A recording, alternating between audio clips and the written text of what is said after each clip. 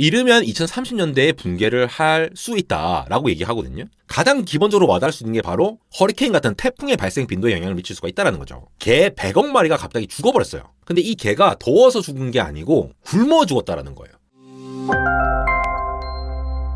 네, 여러분 반갑습니다. 안대공학 에러입니다. 지금 대서양의 온도가 지금 요 몇 달 사이에 급격하게 온도가 떨어지고 있는데 과학자들이 그 원인을 아무도 알지 못하고 있다라고 해서 과학계에서는 지금 이게 상당히 이슈인데요. 원래 이 기후변화라든가 이상기온 뭐 여러 가지 문제 때문에 사실 전체적으로 지구온난화가 심해지고 기후변화 대책에 대해서도 많은 캠페인을 하고 있는 와중에 오히려 온도가 갑자기 떨어지는 현상이 벌어지는데 사실 이 상황만 벌어지면 뭔가 이상하긴 하지만 뭐가 어떤 영향을 끼칠지 사실 감이 없잖아요. 그래서 제가 원래 좀 기후변화 이쪽에 관심이 많아가지고 최근에 이 내용에 대해서 조금 이제 브리핑을 해드리고 이러한 현상이 지속되면서 우리에게 실질적으로 어떤 영향을 미치게 되는지를 한번 정리해 보았습니다. 그럼 한번 가보시죠. 자, 바로 이 기사입니다. 뉴 사이언티스트에서 대서양의 일부분이 지금 굉장히 기록적인 속도로 차가워지고 있는데 아무도 그 이유를 모른다라고 나왔거든요. 대서양의 적도 지역이 그 어느 때에 기록된 때보다도 엄청나게 빠른 속도로 차가워지고 있다라고 얘기를 하고 있고 이게 바로 전 세계의 날씨까지 영향을 미치게 될 거다라고 얘기를 하는 거죠. 자, 온도 상승 현황을 좀 더 자세히 보자면은 지금 이건 이제 1982년도부터 쭉쭉쭉 이 대서양의 온도 오르내림을 이렇게 표현해가지고 니냐라고 돼 있는 거는 대충 예상이 가시죠. 엘니뇨는 원래 이제 태평양 적도 부근을 기준으로 얘기를 한 거고 대서양은 보통 이제 애틀랜틱 니뇨, 애틀랜틱 니냐 이렇게 부릅니다. 어쨌든 그 트레շ홀드 기준이 있는데 그거를 이제 어떻게 많이 넘어갔냐라는 거를 트래킹하면서 온도를 기록을 한 거예요. 근데 최근에 2020년도, 2022년도인데 2023년도 요쯤에 해서 보면은 대서양의 표면 온도가 4년 연속으로 계속 새로운 기록을 이렇게 세워 나가는 걸 보실 수가 있죠. 그런 다음에 2024년 6월에 갑자기 확확 떨어지는 걸 보실 수가 있습니다.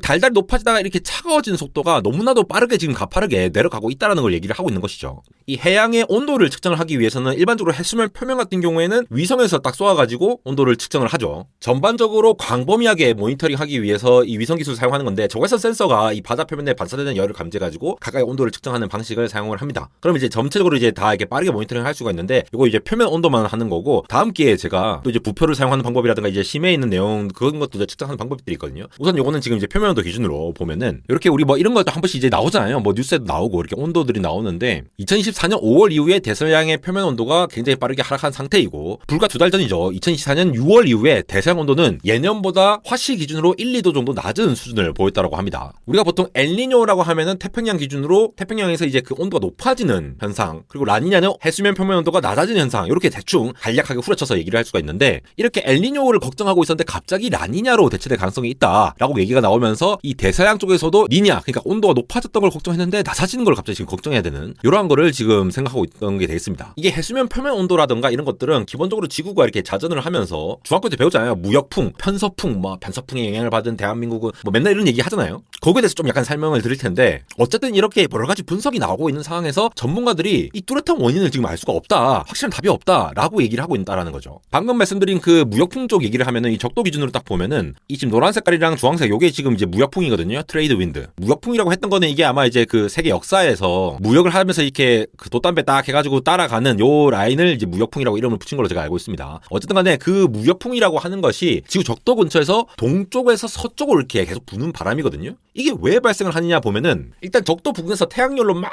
이렇게 뜨겁게 되잖아요. 그러면은 공기가 뜨거워지니까 뜨거운 공기는 가벼워지니까 이게 위로 상승을 하겠죠. 이 공기가 위로 올라가면서 상승을 하면은 다시 냉각해가지고 하락해서 내려온다는 거죠. 하강한 공기가 다시 적도를 이렇게 하면서 동쪽에서 서쪽으로 계속 왔다 갔다 이렇게 동작을 하니까 전반적으로 이 무역풍이 동쪽에서 서쪽으로 부는 바람으로 되어 있는데 이게 해수면 표면 온도에 따라서 바람이 세질 때가 있고 약해질 때가 있다는 거예요. 좀 재밌죠? 기본적으로 무역풍이 동쪽에서 서쪽으로 부는 거니까 바닷물의 표면에 있는 애들을 계속 서쪽으로 이동을 시켜요. 이렇게 표면에 있는 애들을 계속 왼쪽으로 이동시키니까 그 심해에 있는 심층수들이 다시 이제 위로 계속 올라오는 역할을 하겠죠. 이걸 이제 업웰링이라고 부릅니다. 위로 올라온다, 위로 부풀어 오른다 약간 이런 느낌이죠. 그래서 엘니뇨 같은 경우에는 기본적인 정의는 원래 태평양이에요. 태평양 적도 부근에 바닷물의 표면 온도가 비정상적으로 상승하는 현상을 엘니뇨라고 부릅니다. 그래서 엘니뇨가 발생하면은 이 무역풍이 약해집니다. 오히려 반대로 동쪽에서 서쪽으로 부은 게 서쪽에서 동쪽으로 역전되기도 해요. 그러니까 원래 적도 쪽에서 뜨겁던 게 올라가서 다시 돌아서 내려오는 역할을 하는 게 무역풍이잖아요. 그 갭만큼, 그 기압 차이만큼이 바람의 세기를 결정할 텐데 이미 표면이 뜨거워져 있으면은 이 갭이 줄어든 거잖아요.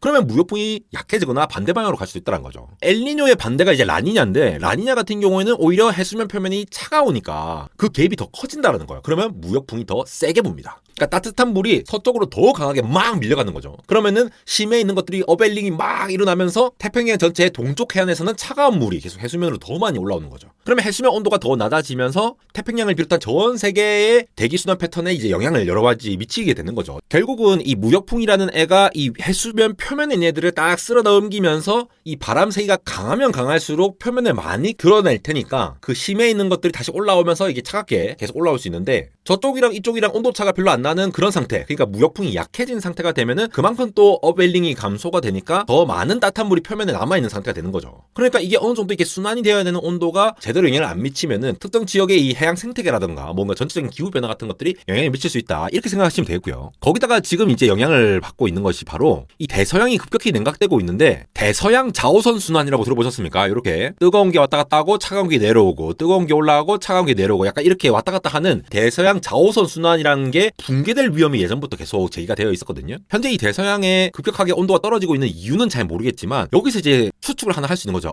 대서양 자오선 순환이 계속되면서 이게 순환이 되어야 되는 것들이 점차 이 역할을 제대로 못하고 있는 거 아닌가? 이러한 걱정을 하기 시작하게 되는 거죠. 그래서 대서양 자오선 순환은 따뜻한 물은 이제 보시다시피 북쪽으로 올리고 차가운 곳은 다시 내리고 이렇게 하면서 전체적으로 이게 뭔가 순환이대로 만들어주는 뭔가 이 거대한 대류 시스템이죠. 이거를 뭐 사람이 할 수 있겠습니까? 기후라는 시스템 자체가 운용을 하는 것이 되겠는데 뭔가 이렇게 급격하게 대서양 일부가 이렇게 차가워진다라고 하면은 이러한 이 시스템이 무너질 수 있는 가능성이 생긴다라는 거죠. 실제로 기사가 나왔어요. 이 대서양 해류 순환 체계, 방금 말씀드린 대서양 자오선 역전 순환이라는 이 AMOC가 이르면 2030년대에 붕괴를 할 수 있다라고 얘기하거든요. 이게 몇 년 전만 하더라도 이 AMOC가 붕괴할 가능성이 있다 이렇게 얘기 나오는데 요즘은 붕괴가 언제쯤 일어날 건가라고 예상을 하는 수준까지 얘기가 나오면서 행성 규모의 재앙을 우려하고 있다. 2037년에서 2064년 사이에 붕괴할 수 있다라고 얘기하고 있습니다. 지금 10몇 년 남았죠, 제일 빠르게는. 그래서 지금 대서양의 일부 지역에 갑자기 해수면이 급격히 냉각되는 게 이 자오선 역전 순환이 망가지는 하나의 힌트가 아닌가 해서 걱정이 되고 있는 상황인데, 엘니뇨가 해수면 표면의 온도가 상승하는 거, 라니냐가 낮춰지는 거라 했잖아요. 그래서 대서양에 일어나는 라니냐를 아틀란틱 니냐, 대서양 니냐라고 따로 부릅니다. 그래서 이 대서양의 니냐가 해수표면 온도가 떨어지는 게 조기에 발생했다라는 사실인 건데 예전보다 지금 빨리 발생을 한 거죠. 이 태평양에서의 엘니뇨에서 라니냐로 전환하는 게 예상보다 좀 더 앞섰습니다. 그러면서 기존과는 평년과는 다른 어떠한 세계 날씨에 대한 영향성이 있다 보니까 대서양에서도 이 대기순환에 대한 그리고 해양 흐름에 대한 영향이 미치는 경우에 가장 기본적으로 와닿을 수 있는 게 바로 허리케인 같은 태풍의 발생 빈도에 영향을 미칠 수가 있다는 거죠. 그래서 멕시코 중심으로 해서 이제 아래 지역, 남미 지역이나 아니면 아프리카 서해안 쪽에서 기후에 가장 큰 영향을 미칠 것으로 보이는데 이게 또 영향을 미치는 게 결국 기후랑 날씨에 영향을 미치기 때문에 이 수많은 곡물들의 수확이라든가 가뭄과도 직접 연관이 된다는 겁니다. 실제로 뭐 엘니뇨 라니냐에 따라서 막 주식시장에서 곡물 가격 뭐 이런 트레이드 가격들이 막 변동치고 막 이렇게 하잖아요. 이런 것들이 바로 영향을 미칠 수가 있다는 거죠. 다시 이 그래프를 보시면은 야 예전에도 뭐 이거 왔다 갔다 많이 했는데 뭐 별 의미 없는 거 아니냐라고 했는데 급격한 정도가 계속 이제 바뀌어 간다라는 거죠. 예를 들어 2023년 11월쯤에는 이 베링해라는 곳에서 개 100억 마리가 갑자기 죽어버렸어요.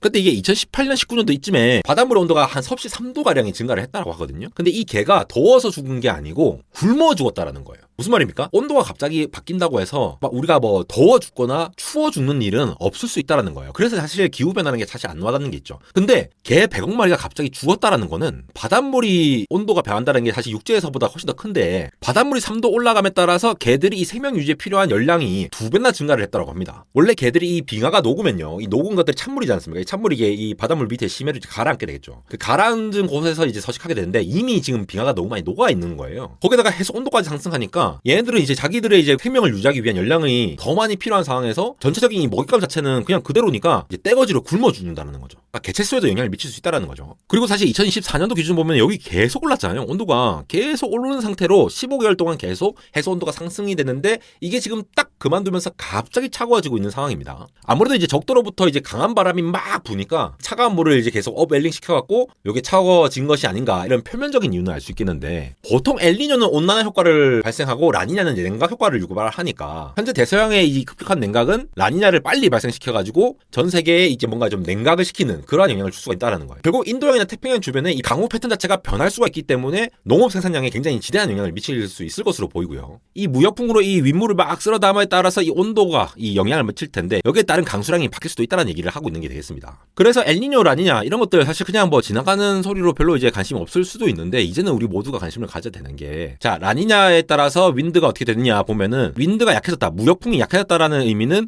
허리케인이 더 이렇게 저기압으로 막 발생할 수 있다라는 영향을 미치니까 여기 이쪽 지역들 맨날 뭐 마이애미 뭐 이쪽에 엄청난 허리케인이 발생하고 굉장히 많은 피해를 받고 있잖아요. 이런 것들이 직접적으로 영향을 미친다라는 거예요. 그러니까 딴 얘기가 아닌 거예요. 근데 현재는 지금 이 두 개의 라니냐가 동시에 이렇게 막 경쟁하면서 뭔가 줄다리기 할 가능성에 대해서 얘기가 나오고 있다면 이게 무슨 얘기냐? 대서양에서도 라니냐가 발생하고 태평양에서도 라니냐가 발생한다라는 거예요. 지금 대서양에서 일찍이 지금 라니냐가 발생을 했죠. 이게 굉장히 놀라운 상황이라고 얘기를 하는데 두 개의 라니냐가 중첩되는 경우에는 전 세계의 기후 변동성이 더욱 커질 수 있다. 이런 일이 잘 발생을 안 한다라는 거예요. 그러면서 이 각각의 대양들이 어느 정도 순환의 시스템을 갖고 있는데 요거에 이제 깨뜨릴 수 있도록 각각이 뭔가 이제 빡세게 나오니까 이 두 개에 대해서 굉장히 변동성이 커질 수가 있다라고 하는 얘기가 들 수가 있고 이에 따라서 허리케인 강도나 빈도가 굉장히 증가할 수 있다라고 하는 점이 되겠죠. 이것뿐만이 아니라 환경적에서는 이 동쪽은 차가워지고 서쪽은 뜨거워지고 이렇게 하다 보니까 산호초들이 굉장히 이제 그 표백화 현상, 백화 현상이라고 하죠. 하얗게 변하는 이런 현상들을 가지게 되는데 이 산호에서 서식하는 이 조류가 변화된 환경 때문에 이 색을 하얗게 변하게 만든다라고 하죠. 특히 엘니뇨 같은 경우에는 장마 기간이 길어짐에 따라서 뭐 모기라던가 뭐 유독성 조류, 뭐 세균 같은 것들이 굉장히 많이 번식해가지고 영향을 미칠 수 있다라는 거는 워낙 많이 알려진 사실이고 지금 기후 변화로 확장해서 나가면은 이러한 것들이 한두 개가 아니죠. 남극에서는 지금 바다가 점점 따뜻해지면서 빙하가 녹으니까 땅이랑 빙하 사이가 이렇게 뜨면서 틈새가 생기죠. 근데 거기에서 이 바닷물이 또 이제 따뜻하게 만약에 들어간다고 치면은 우리가 얼음 있으면 따뜻한 물로 이렇게 녹이듯이 빙하들이 점점 더 가속화돼서 녹아진다는 거예요. 이게 예전에는 없었던 상황이다 보니까 뭔가 빙하가 빨리 녹아서 차가운 물이 갑자기 유입됐다가 갑자기 엄청나게 뜨거워졌다가 이렇게도 될 수 있다라는 상황이죠. 이런 것들이 어느 정도 밸런스 있게 시스템을 유지를 하고 있던 시스템이 완전히 붕괴될 수 있다라는 거. 그래서 이제 이 기후 모델을 좀 더 복잡하게 새롭게 짜야 된다는 얘기가 나오고 있습니다, 사실. 그러니까 지금도 이제 거시적으로 그냥 두 대양의 어떠한 온도가 어떻게 변했더라라는 굉장히 단순한 파라미터로 좀 추정을 하는 것도 있고 제가 잘 모르는 제가 전문가가 아니니까 그 외에 어떤 분야도 있겠지만도 이 모델링이 현재의 복잡성을 설명하기에는 다소 부족하다는 점 그리고 데이터가 너무 부족하다는 것도 있죠. 이 전체 이 어마무시한 규모의 데이터를 어떻게 다 확보를 할 수 있겠습니까? 그래서 이 대기 흐름과 기후 패턴을 변화시킬 수 있는 것들을 모델링을 잘 해서 조금 예상을 해보려고 하는 AI를 통해서 날씨 예보가 뭐 나왔다라고 하는데 이러한 데이터가 많이 확보가 되지 않으면은 앞으로는 또 이제 이것도 예측이 불가능한 경우가 있을 수 있겠죠. 그래서 이제 대서양의 이 냉각되는 속도가 정말 빠르다라는 것 자체가 이 전문가분들의 말씀을 들어보면은 아까 AMOC 있죠. 대서양 자우선 순환 요거의 불안정성을 좀 더 심화하는 증거가 될 수 있다라고 어느 정도 추측을 할 수 있다라는 거죠. 그래서 이 순환이 악화가 되면은 결국은 어떻게 된다? 북유럽은 겨울이 계속 더 추워집니다. 마치 왕자의 게임에서 Winter is coming 해서 뭐 윈터가 뭐 9년째이고 막 이런 얘기 하잖아요. 북유럽뿐만 아니라 북미나 동부 해안에 더 빈번한 폭풍이 올 수 있다라고 아까 또 설명을 드렸죠. 무역풍이 이렇게 약해지면서 해수면에 있는 것들을 이제 덜 움직이니까 기압차가 덜 나면서 이 저기압으로 형성된 어떠한 폭풍이 발생할 수 있다라는 거. 그리고 이 대서양 기준으로 지금 온도가 급격하게 냉각되고 있다라는 것 자체가 지구의 기후 시스템이 이제 거의